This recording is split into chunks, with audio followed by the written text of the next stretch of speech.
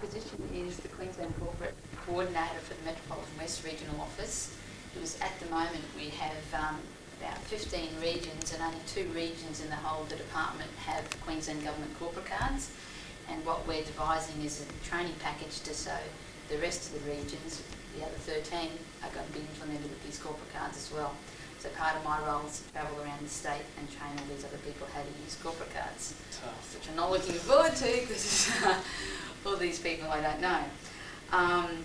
But what I actually do on a day-to-day basis is reconcile each corporate card holder with their monthly statement which I receive from the bank, and to make sure that people I look after in my region are abiding by all rules and regulations how to use this card, and give them support and any training they might need in the future.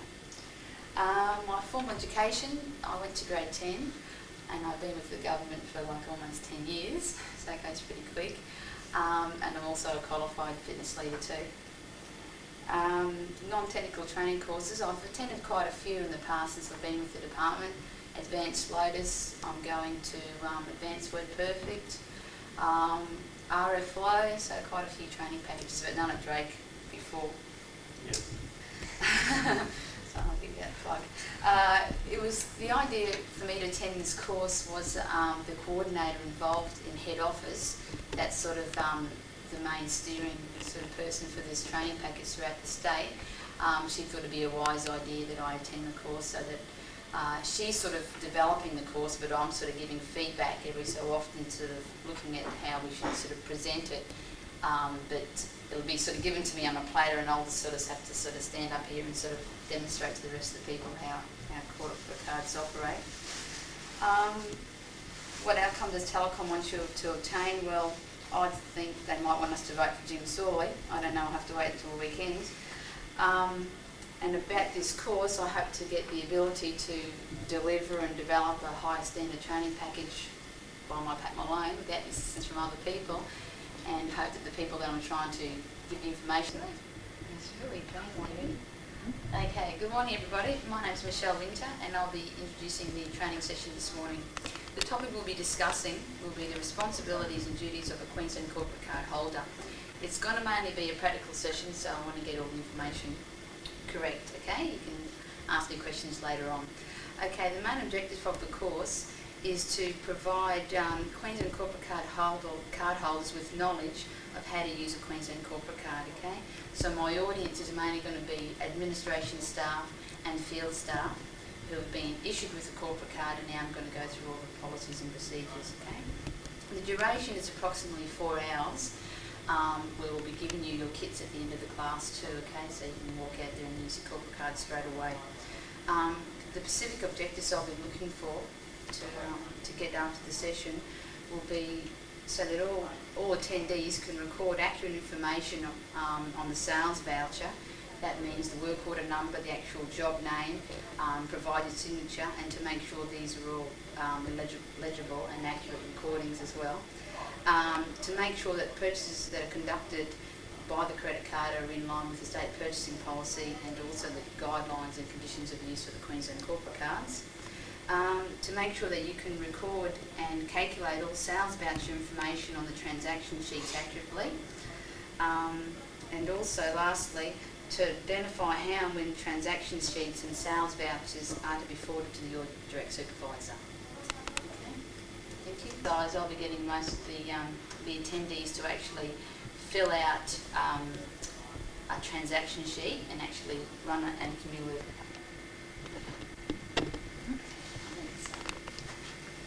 Good afternoon everybody. I'd like to welcome you to the Queensland Corporate Card Training Session for card holders. My name is Michelle Winter. I'll be taking the training session this afternoon. Presently I'm the Queensland Corporate Card Coordinator for the Metropolitan West Regional Office, and I've been involved with introducing the Queensland corporate cards to the rest of the regions for the past 8 months. Just to let you know, I have provided you with some handouts. They are numbered, number 1 to 3. So just make sure you've all got those. There's a number on the top of them somewhere, 2 and 3. And there's also a list of questions. And there's also a 4 sheet, which is a help sheet for afterwards in the session. Okay, the course will approximately go for 30 minutes. Okay, it's divided up into 3 modules. So basically, the aim of the course is how to use credit cards. So I guess we've all got credit cards. Yep. Probably your wives have got credit cards, if they're like me. The ones that certainly have them. Okay. I'll list the objectives of the course. The reasons for us being here today. To identify situations that warrant the use of the Queensland corporate card, and to accurately complete all forms required for the use of corporate cards, so that you guys can keep your running totals of how to use corporate cards. Okay, I'll just give you a little bit of background information. Regions have the corporate cards. The Metropolitan West region, the Darling Downs regional office, they were only a trial office. Since the introduction of bringing them forward to the rest of the regions, we got the auditors in and they sort of went through us quite severely. Then we got approval to sort of submit the rest of the credit cards statewide. So it's up to us now to go around and train the rest of the state on how to use corporate cards in line with current procedures and policies. Now, the corporate credit card does provide an improved payment service. It does simplify current clerical procedures that we are doing. It's more effective cash management, and in many instances it does enhance our service delivery. So it is a positive sign.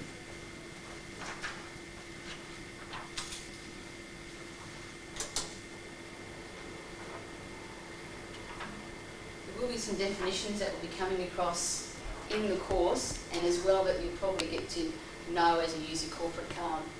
These definitions are the Queensland corporate card. They're a Westpac MasterCard.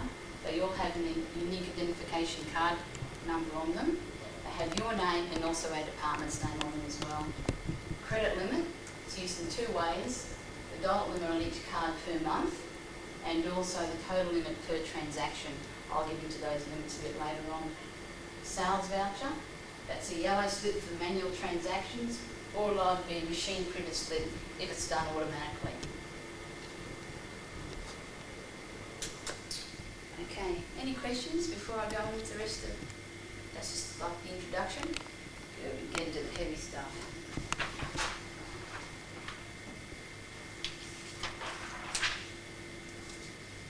Okay.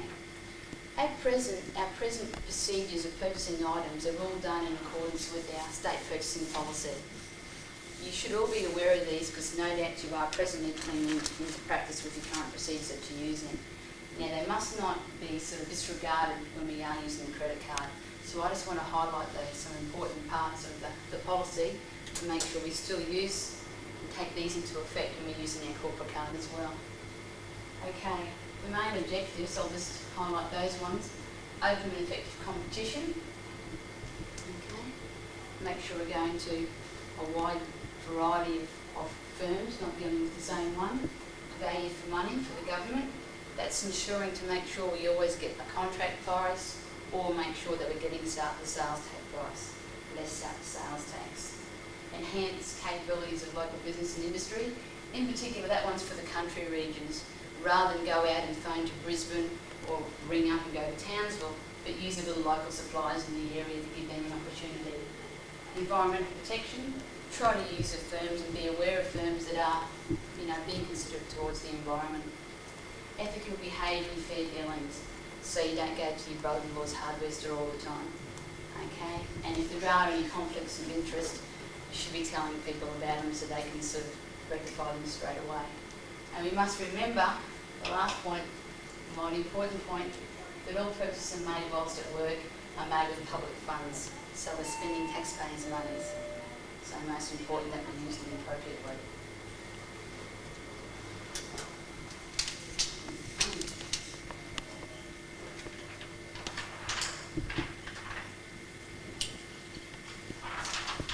The next thing we'll look at about how and when not to use our credit card. We've all got one, we like to use it for lots and lots of reasons, but being a government credit card, we are advised by when we shouldn't be able to use it. Here are some of those reasons. Unofficial purposes, so for our personal use in other words. Entertainment, food, beverage, the list goes on for that one. Withdrawal of cash, you won't be getting a PIN number that has been obtained. Obtaining cash, even if you go to a facility and do ask to try to obtain cash, we've set up restrictions so that it doesn't happen. point of sale terminals where a PIN number has to be entered. In most cases, they'll just whip your card through, or they'll write out your number, and that's suitable enough. Payment of goods not yet available at the time of the transaction, so goods that are on back order. We don't want to be paying for goods that we haven't yet received. Payment for services received, that's like if someone's performing a job for us, rather than us just buying materials, it's not applicable for any services. Why? Because the last one, it could be subject to PPS tax. Okay, so it's only for materials. Payment in full for only part supply or delivery of. Once again, it's similar to your back order, but if a firm says, no, I can't get that stuff on site until 3 days, only pay for the stuff that he can get on site and give it to you straight away.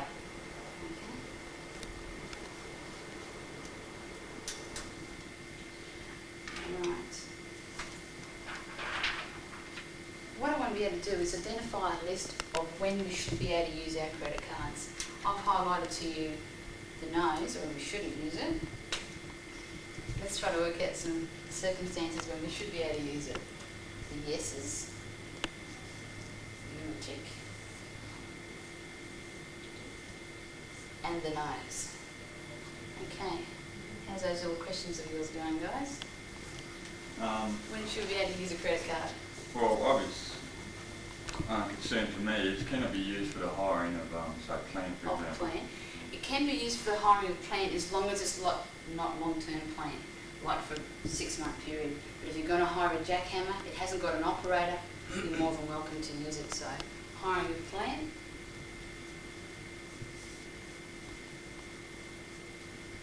What's some of the other? I'm in the maintenance section. Right. I was wondering how much can the mobile maintenance vans use this card? The mobile maintenance guys, they're probably one of the major users of the Queensland corporate card because they're doing urgent jobs, so they need materials straight away. So if they've got an urgent job, they need materials, they'll go and get them straight away. But they can't use them for restocking their vans. That's a totally different issue. If they've got supplies in their vans they need to be replenished with, they'll go and see the supervisor who will order them for them. So that's a good one for mobile maintenance.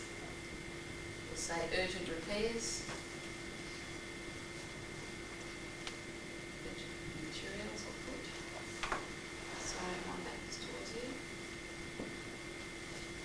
Michelle, going back to plant again, can you use it for repairs to plant? Yeah, you can use it for repairs to plant because they're not actually providing a service on site. You're taking a circular saw into a hardware store or wherever, saying, please sharpen my saw blade or please repair the motor out of my circular saw. Okay, so it can be used for repairs to plant. What about services? Definitely not. Can we note this, everyone remember why we don't use it for services? PPS. PPS tax, good one, because there's a service involved, there's labour involved, not our labour, contractor coming out. So no for services. Well, I haven't mentioned it yet, but we've just talked about these ones here will be used for field staff who've got credit cards. People in the office, administration offices also have credit cards. They can use it for like purchasing of photocopy paper, buying film for their cameras that we need to use. So any sort of like administration stuff. Oh, that certainly answered my question I was going to ask. Oh. But to make sure too, we wouldn't have the administration people hiring plant or getting materials for a job, and you wouldn't have the vice versa. I wouldn't like to see guys out in the job coming in there and buying photocopy supply. That's a no-no too. I may have missed a point before. What about petrol use? No, definitely not petrol. That's handled by a totally different account. So we do have a separate sphere of procedures for petrol items. So I'll write down here, no for petrol. Okay. Good guys, that was good. So I'd just like to place an emphasis on not making sure that we don't use a credit card for our personal use. Okay, food and entertainment, because no doubt we will pick up on it. And we could get in some mighty strife. Okay. What does a credit card look like? We've all got one. This one's different. A little bit hard to see. Apologise for that. They're all identified by Queensland Government. There's 6 government departments that presently have credit cards. So Admin Services is just one of them. They're all a Westpac card, as I mentioned in the definitions earlier, you all have a unique identification number, which is here. It's a little bit hard to see. Every card number is different, okay? It has an expiry date on, and it also has your name. When you actually are issued with the card, you actually sign the back of the card, therefore it's not transferable. You can't go on holidays and give it to somebody else to use while you're not there. Okay? Definitely a no-no. It does have on the back of the card, hopefully you can see it, purchaser made, less sales tax exemption. Okay, so if you are having problems getting the sales tax, you might want to point that out, that it is on the reverse side of the card.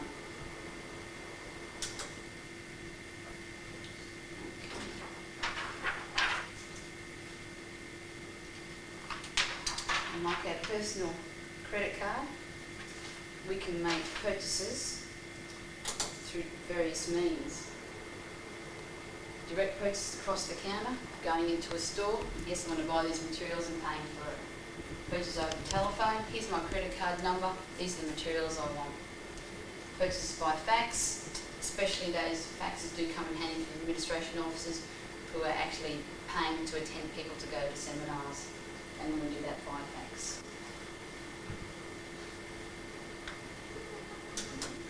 Okay. When we conduct a transaction with their normal credit cards, what are some of the things that we actually look for? We've gone into a store to buy some goods. What do we actually do? What's the procedures? We want to find out they can use the card.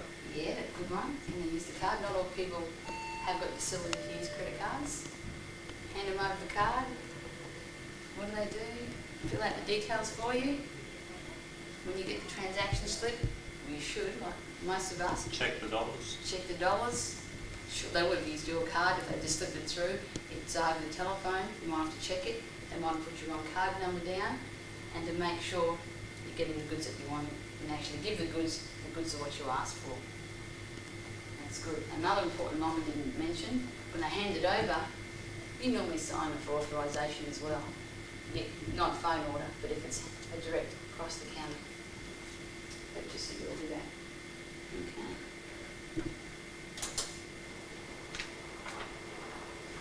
When you receive your corporate card, you'll be getting a corporate card kit. Part of that kit details your accounting procedures as well as a card holder. When you actually get the sales voucher, which is a yellow slip, you check for any discrepancies, which we just mentioned a few minutes ago. You enter your details on a transaction sheet. The card holder writes work order number down, your job name on the sales voucher, and twice a week you'll pass the sales vouchers to the supervisor in an envelope provided for you. And once a month, all your transaction sheets, which is every single transaction you've made that month, will be forwarded on to your supervisor again. That transaction sheet is carbonised as well, so you give your supervisor the original, and in your little kit that stays with you, stays your carbon copy. So you've got a running record over that month, what you spent, cumulative total, and who you bought the products for, what work order number, which firm you went to, and the amount. So it's a pretty good little system now. Okay, can we refer to our handouts, especially handout number 1, which is a copy of a sales voucher, and attached to it is a copy of a delivery docket. Okay, so on the sales voucher it says gate valves.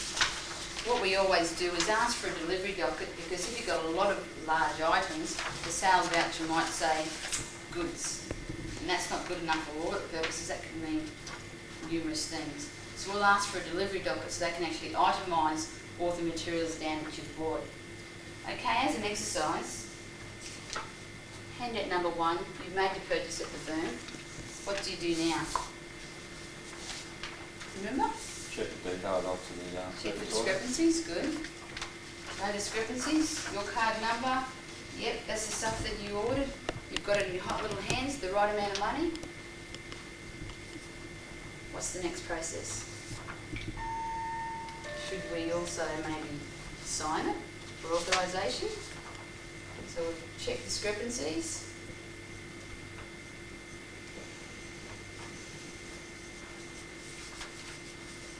Sign.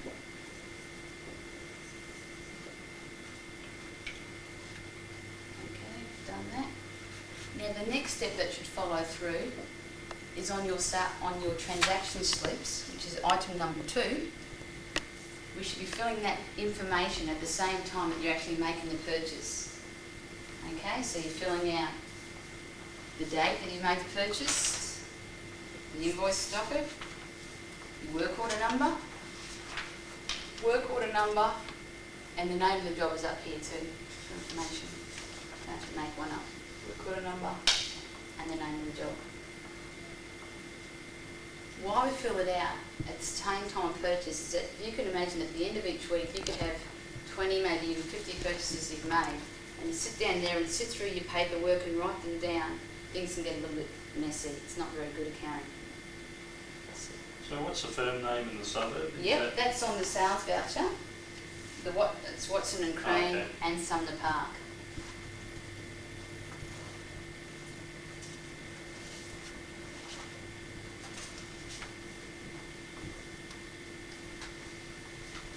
The total of the transaction was $45. The cent column means, yes, I've placed them in the envelope and I have forwarded them on to my supervisor. Okay, so the next thing, you've recorded out your transaction slip. Let's write our work order number down. Sean, did you write your work order number down? Yes, I did. What about on the sales voucher? No. Unbelievable. That's step number 3. Work order number and name of job on sales voucher.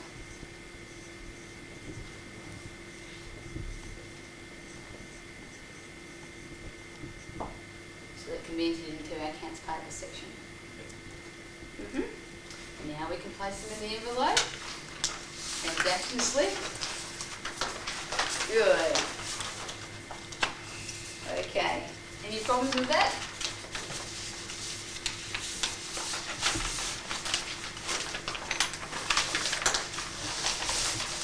That's good. Okay, I must stress that it is important to try to have those financial records of yours accurate, okay? If you happen to put a wrong work order number on a slip, you leave out a work order number. When it gets to the person who actually has to process this in the office, it can be quite time consuming trying to chase up lost numbers or lost dockets. What we normally do is, so we don't get a headache out of it, if we have no dockets there, we ring up you and say, look, you made a purchase, where's the docket? It's on the statement that we've got from the bank, so can you please go and find it? So it doesn't make you look very good. Okay. Limits, credit card limits, most important. We mentioned a bit about them earlier. Okay. For per transaction, there's a $1,000 limit. Okay? That means we can't exceed that limit at all. We can't divide it up and do 2 purchases worth $800, because when I get the actual transactions, it's quite obvious what you've done. Okay? You haven't got authority to spend over $1,000, so you shouldn't be using it. If you need to, you go through the present channels of purchasing stuff. Okay? Now, per month, this is part of why you have a cumulative total on your transaction sheets there, is $15,000. Okay? If there are needs where it looks like you're going to go over $15,000, revert back to existing procedures of purchasing items. If it's an ongoing thing, come and see me, and we might arrange to get a limit extended, okay? Some people do spend more money than others. Depends on what area of work you're in. You might be busier in this area than you are in that area. Okay? So what are those limits? Per transaction? $1,000. Per month? I'm sorry, you may have to repeat. I didn't quite think 1,500, wasn't it? 15,000 I'm per month. Yeah, that's good. You're right on that. Okay, I'd just like to sort of conclude my course. Fair dealings. Remember again, be accountable, okay? It's your credit card, use it as your own. You want to look after it, you've got to keep it in safe custody, you don't want to leave it around, sitting around the place, okay? You've got to make sure it's used properly. Now, what happens if your credit card gets lost? It does happen, gave a card to one guy once. 2 days later, he lost it. Okay. Lost and stolen, destroyed cards. It does happen. You use them a lot. You tend to sit on them and they might break. Advise your nearest Westpac branch. All this information is in the notes at the end of the class, okay? Office hours, who to phone, who to contact.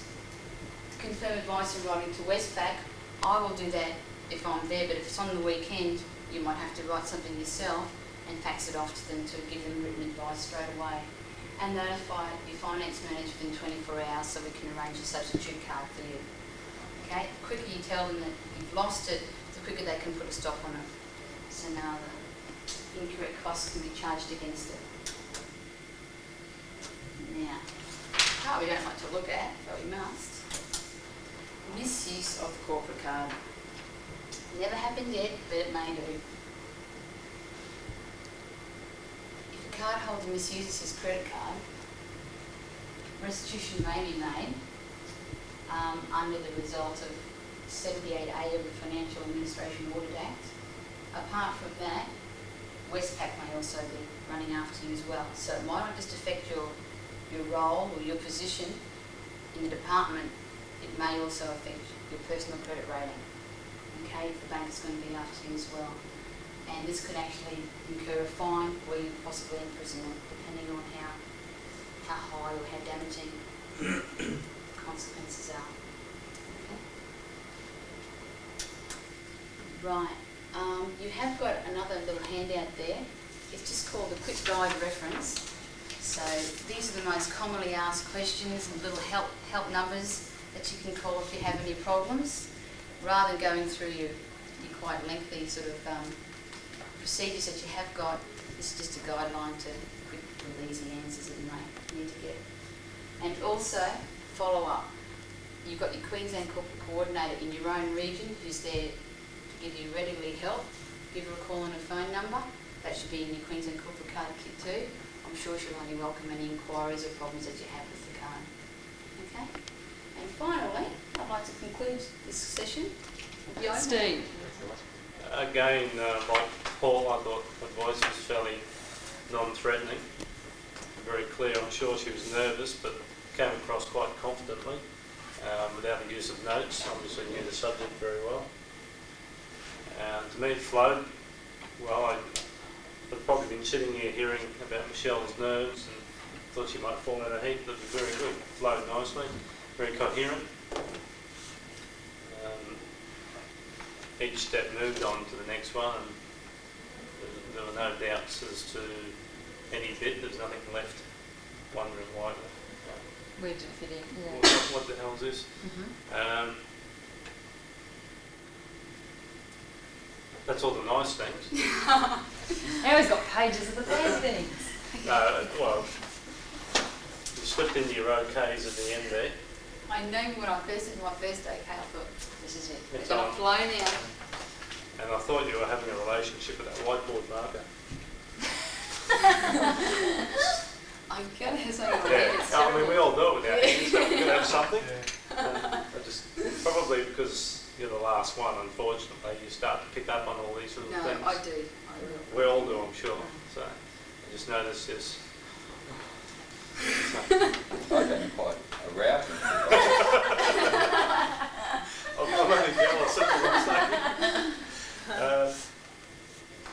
Well, the overheads, the flow was quite good there.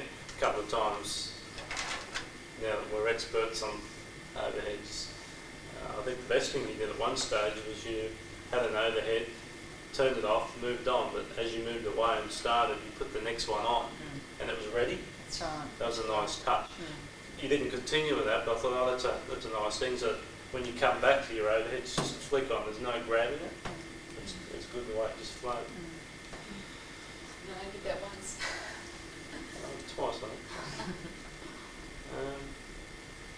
That's about it. Okay, Paul. Yeah, I thought it was really good. Several things. I thought it was an appropriate use of repetition on the whiteboard after you had already explained to us on the overhead about what it could and couldn't be used for. I thought it was a good idea then to actually illustrate it on the board, because then it sort of installed it in our mind. The idea of handouts is really good too, because just practice them doing it, you remember it. Like some people that didn't write the sales number on it before they put it in the envelope. I'm a bunny. Actually, the interaction was very good too, Yeah. between the questions and the way you feel them. Very good. Any other points, Paul? The idea about the questions, I mean, in a group like this, we don't know anything about it, but giving us questions that would typically be asked in a real situation is good, because then it shows us how you would answer the questions. We get a better understanding of it too. That's good. Sean? Introduction I thought was very good. Particularly I like the way she's put in perspective what her position was in the company. That made me straight away respect her more in terms of her role as a trainer. I mean, the fact that you've been there 9 months and so forth. You were very easy, presentable, you laid back, almost casual at times, which made me feel really comfortable. Again, knew the topic very well. You were comfortable in what you did, and that in itself was my major complaint or criticism from the point of view, because you were so casual, they came across in some of the terms that you used. And sometimes you can't necessarily be that casual, like you use the terms sort of all the time, heavy stuff, hot little hands, pretty good little system. You guys. Yeah, you guys. I mean, that's fine for us, but I felt at ease at that, but a lot of people may not, particularly women may prefer a more authoritative manner. That's good. And I found like one section you needed to be pretty aggressive and persuasive, and that was in the misuse of the card. And you were aggressive from the point of view that you can get into mighty strike if you misuse the card. And I just thought that's something where you really have to be aggressive. Apart from that, I mean, the green pin on the board. I wasn't going to say. But actually, I was trying to give you hints. I was pointing to the pin. You didn't take it. Ray Charles We thought, oh, there's something wrong with him now, we'll ignore it. But that's all really, that because you're casual, I mean, at times you can't afford to be that way. And with the OHP, it's very good. I noticed that point too. Although one negative was that at times it appeared that you were straining to lean over to get your next OHP, when it would have been better probably just to walk it. I mean, I did it as well. That's when the low cut dress comes in. She didn't have that on. Yeah, no. Sorry, guys. I'm in the wrong spot anyway. I mean, I'm too technical, I suppose. No, that's good, because I'll be actually taking this to the managers when I do their side of it. This is only the card holder side, and not to be too laid back. That's right. When you are formal and more authority, it's very professional sounding, but I don't mean this in the worst sense, but the street talk just detracts a little bit. I mean, that's just your casual side about the bouncing so that you can show. I think that's an important topic. But when you are presenting it in that form, it's very good. Okay. My comments. Introduction. Yes, she went through and really did the scene setting well. Set the scene as to who she was, what the authority level was, and level of experience. So it was saying to the group, hey, I've been with this project for a while, and now I'm going to step you through how you can use this and what's in it for you. So that was good. Audience involvement was effective because you got everyone doing something. It's very good. And actually gave them physically the pieces of paper, or the mock pieces of papers that they would be using, which is good. Pace of your presentation, well paced. I didn't notice any rush in the speech or any particular slowness in this speech. What about the pauses? Pauses were okay, they weren't too long. They may have seemed long to you. They were eternity. Yeah, that's one of the hardest things when you're trying to use pausing to emphasise things, is to just, you have to feel comfortable with it. But no, I didn't think they were too long, but it was okay. Your voice, nice pleasant sounding voice, but as, again, I agree with what Sean was saying. The first word that I picked up on was gonna. I'm going to show you, and I thought, she's not going to do that, she's going to show us this. And just, I think, picking some of those things up that you made in your speech and dropping them out would just so much more pull your conversational presentation up to a professional level presentation. And that's just words you're going to have to watch yourself. Yeah. Your voice, other than that, was quite well modulated. It sounded interesting. what you do have to do is put more emphasis on things that you must do this, and really emphasise, this is very important. Your flow, you had your plan well thought through, it flowed very well, there were no glitches. Indeed, if there were any, we certainly didn't see them. Activities and practice, I think the practice session was good because it cemented what you'd actually gone through with regard to on the overhead, and then step by step on the whiteboard. So, as I'd actually said in presenting your skill, you go through and you lead people through at the full pace, and then you talk them through at a practice pace, and that seemed to work quite well. Questioning techniques, giving feedback I thought was good, because people actually asked questions, and although in this situation they were mock questions that you'd made up, you were actually giving them some feedback, not just saying, yes, that's one for the yes column, or no, that's for the no column. You were giving them the reason why, and I always think that's very important, particularly when they're learning about a new subject area.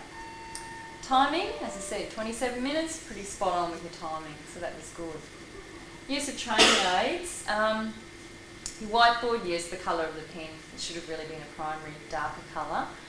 And there was an instance where I think you probably should have rubbed out that yes-no column when you started to write up your points. That's right. And try and get into the habit when you're using the whiteboard, once you finish with it, wipe it off. Because otherwise you'll end up with a mess all over the board. And actually the pause too, doesn't it? That's right, yeah. So get rid of it. Finish with it, end of that section, move on to the next part. Use of your overhead transparencies was quite effective, but I agree you should have been walking around to pick up your overheads, or have them sitting here, move the overhead over and rearrange the desk a wee bit. Because if you're leaning over things and you feel awkward, you probably bump it or do something and then feel even more awkward. So that's just more practice with the actual equipment. Put your pen down instead of hanging on to it, because you really don't need to have that in your hand. And actually the amount of walking around you did wasn't distracting, but you would probably just have to watch if you had a larger room that you weren't doing too much walking. Here you didn't have a lot of area to walk in. It was sort of like a bit like a caged lion. I've got all this energy. I was waiting for a cartwheel.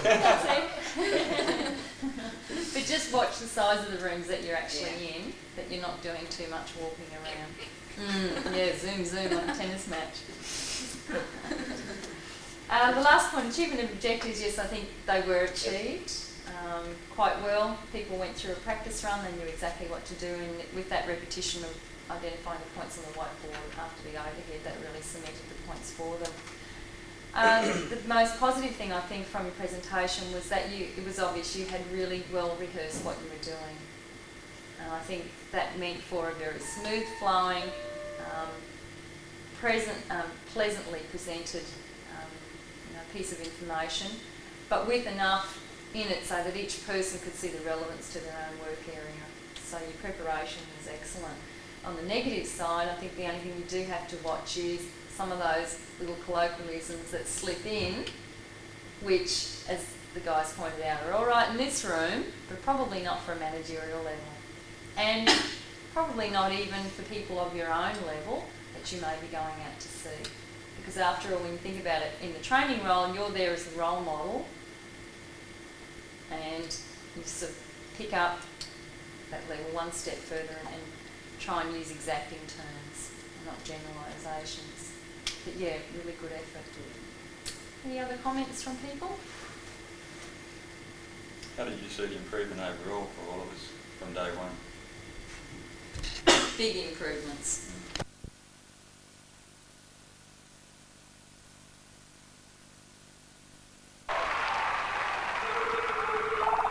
The 19